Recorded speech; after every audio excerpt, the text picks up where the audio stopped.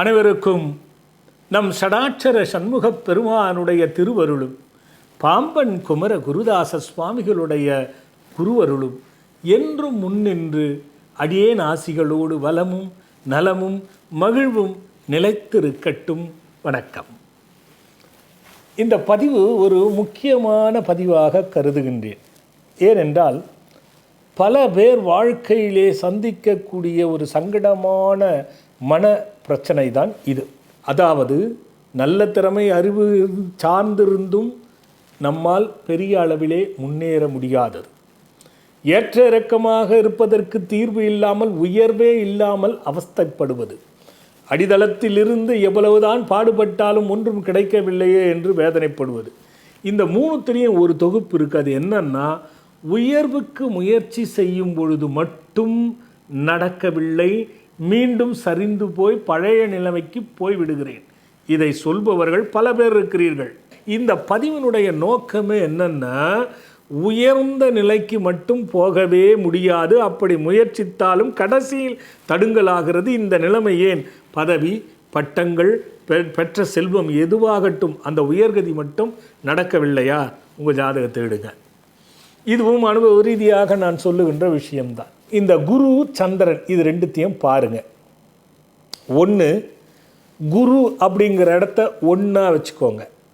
குரு அப்படிங்கிற இடத்த ஒன்றுன்னு வச்சுக்கோங்க. அங்கேருந்து அப்படியே 2, 3, 4, 5, 6 அந்த 6ஆம் வீட்டிலே சந்திரன் இருக்கிறதா பாருங்க. அப்புறம் கீழே 7, 7ஆம் வீட்டிலேயும் சந்திரன் இருக்கா பாருங்க. இதை நல்லா புரிஞ்சுக்கணுங்க. அதுக்கு கீழே 8, இந்த 3 இடத்திலும் குரு 1, அங்கிருந்து 1, 2, 3, 6ஆம் வீட்டில், 7ஆம் வீட்டில், 8ஆம் வீட்டில் சந்திரன் இருக்கிறதா என்பதை பாருங்கள்.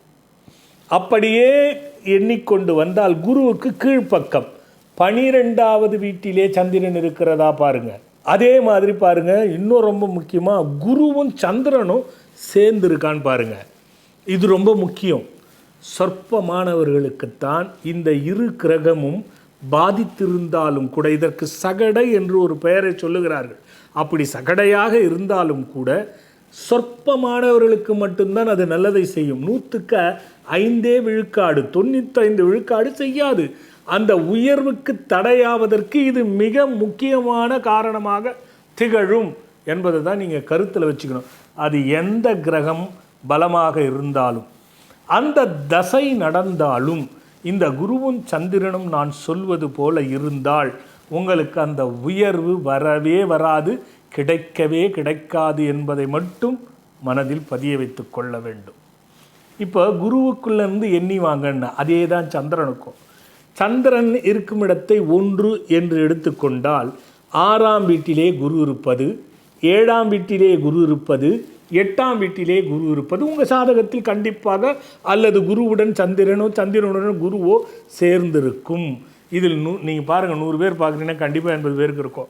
அதில் ஒன்றும் மாற்று கருத்து கிடையாது. நிறைய ஜாதகங்கள் தவறாக வச்சுருக்காங்க, அதை நான் பார்த்தேன். அதை அப்படி இருக்கும்போது அதற்கு அடியேனால் ஒன்றும் சொல்ல முடியாது இல்லையா?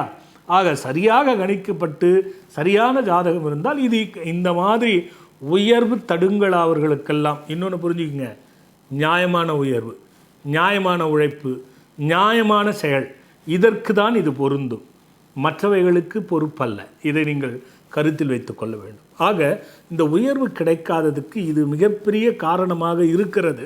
இதற்காக வரும் காலத்தில் நம்பிக்கை உள்ளவர்களுக்கு மட்டும் ஒரு வேள்வினை செய்து இதற்காக பிரத்யேகமாக உருவாக்கப்படுகின்ற ஒரு மோதிரத்தையும் கொடுக்கலாம் என்று இருக்கிறேன். ஆனால் அது எப்போ முடிவு செய்கிறோமோ அப்போ இணையத்தின் வாயிலாக உங்களுக்கு தெரியப்படுத்துகின்றேன். இப்போ தற்காலிக தீர்வாக இப்படி இருக்கிறது என்றால் நீங்கள் நல்லா பிடிச்சிக்கோங்க. ஒரு யானை படத்தை வாங்கி வச்சுக்கோங்க கையில். அந்த யானை படத்தை டெய்லி காலையிலேருந்து புறப்படுறீங்களா, அந்த யானை படத்தை பார்த்து இப்போ நான் சொல்கிறேன் பாருங்கள், ஸ்க்ரீனில் வரும். அந்த மந்திரத்தை எழுதி வச்சுக்கோங்க. அந்த யானை படத்தை பார்த்து உங்களால் எவ்வளோ முடியுமோ அந்த மந்திரத்தை சொல்லிவிட்டு டெய்லி போங்க. அந்த உயர்வுக்கான முயற்சி செய்யுங்க, கண்டிப்பாக அதில் வழிவகுக்கும். இதை நீங்கள் விட்டுவிட வேண்டாம். ஓம் ஷண்முகானந்த பரமகுரு சோமகிரக குரு வரவரத சர்வஜனமே வசமானய ஸ்வாஹா. மீண்டும் சொல்லுகின்றேன். ஓம் சண்முகானந்த பரமகுரு சோம கிரக குரு குரு வரவரத சர்வஜனமே வசமானய ஸ்வாஹா வரும். அப்படியே நீங்கள் செல்ஃபோனில் எடுத்துக்கிட்டாலும் சரி, எழுதினாலும் சரி, ஒரு யானை படத்தை வாங்கி வைத்து நீங்கள் இதை செய்ய வேண்டும் என்று கூறி அடுத்து ஒரு நல்ல பதிவோடு பார்க்குறேன். வணக்கம்.